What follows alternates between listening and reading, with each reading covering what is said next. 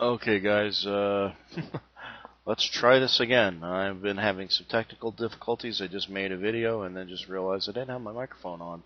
That was brilliant, huh?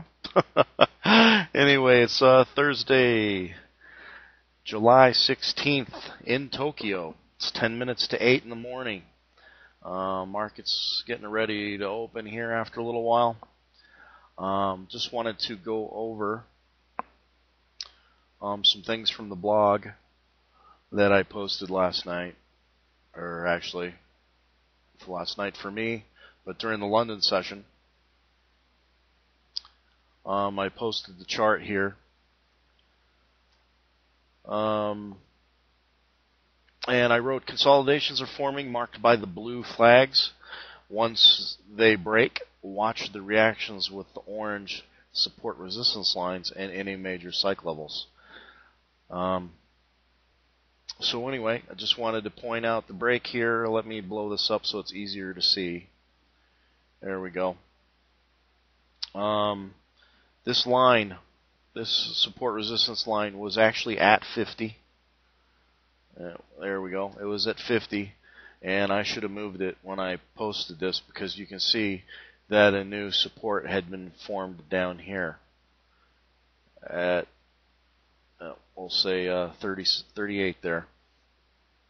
You can see it was ranging around in here, started to squeeze, and then it just decided to make a bounce and range again. That's why on these support resistance lines. I apologize, I was 12 pips off there. But if you did take a sell, which I probably would have, because this took 20 minutes to move down, approximately. It was a slow moving break. I wasn't near the computer at the time. I didn't get a chance to watch these until I saw this had made the break up here already. So I missed out on a nice little move there. But otherwise, the consolidation hasn't been forming very much through this the summer vacation time. The price action, like I had mentioned before, can get a little unpredictable. And as you saw before the summer, really came into full swing. These consolidation squeezes were pretty right on. Once they made the break, you're able to squeeze 50 plus pips out of the at least breaks on the pound yen. Other pairs, 30 to 40 pip breaks on the consolidations were pretty easily attainable too. But here, did a little fake out and went to the bottom, and like I said, watch for a reaction off the support resistance lines because it did take a bounce back up.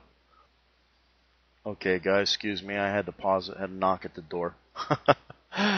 Anyway, I was just talking about how I was said to watch the reactions off the support resistance lines. It did take the bounce here, and hopefully when you saw this slow creeping move back up, it usually is, and it didn't bounce a lot.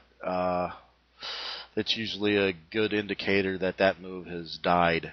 So that's just comes with learning and watching price action. So anyway, when it got back up to this area, at break even, I might have closed. I might have let it go up to here and taken that little bit of loss because once it broke through the consolidation at the other side, it's just not the signals you're really looking for. So it's better just instead of holding and taking a bigger loss, just get out and cut your losses.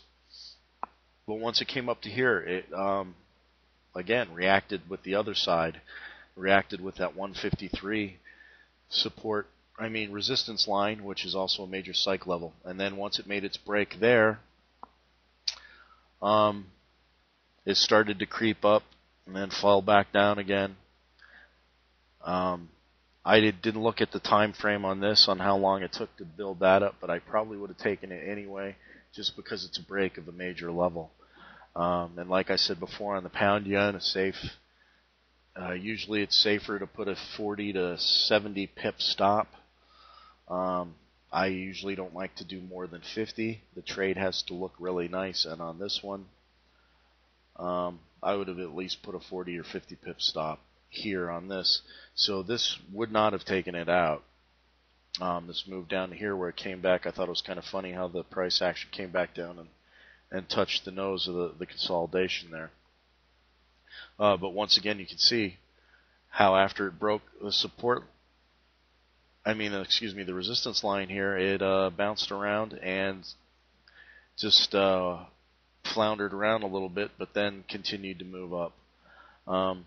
So you got to just learn to read the price action and watch the reactions on these support resistance lines.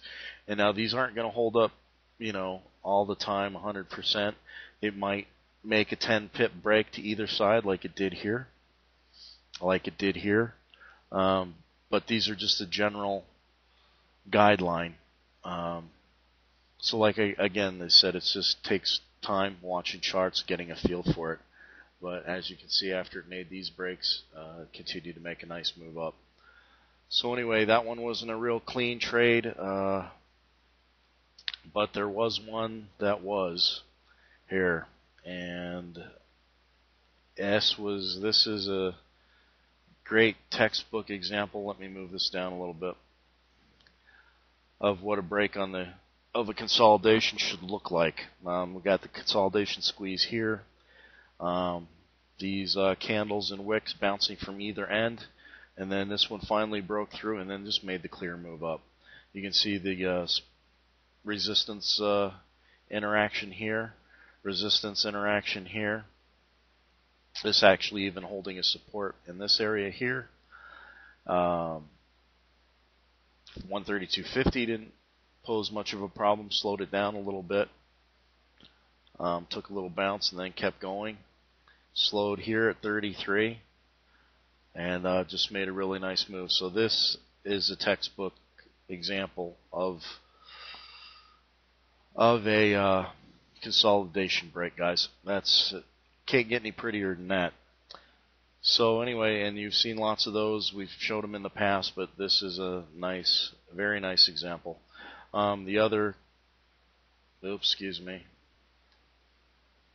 example of consolidation that I had posted last night was this on the pound dollar.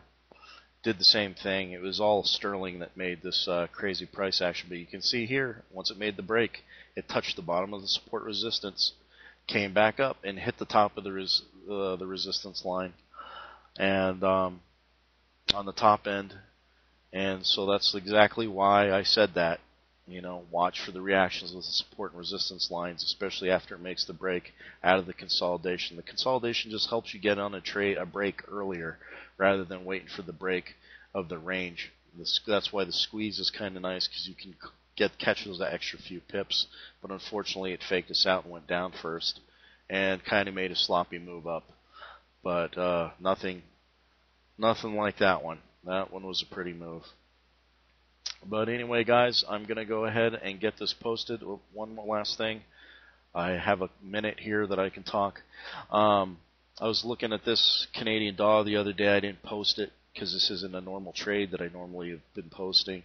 But this is another nice thing to watch for. You see these support resistance lines, and then just seeing the price action just kind of settle. Like this is a floor on the support, and then finally it falls through and then just takes a tumble. And then again, bouncing around, and then takes a tumble. These are kind of nice setups to watch for too, and always going in the direction of the trend. So anyway, guys, let me stop this, and we'll talk to you soon. Thanks.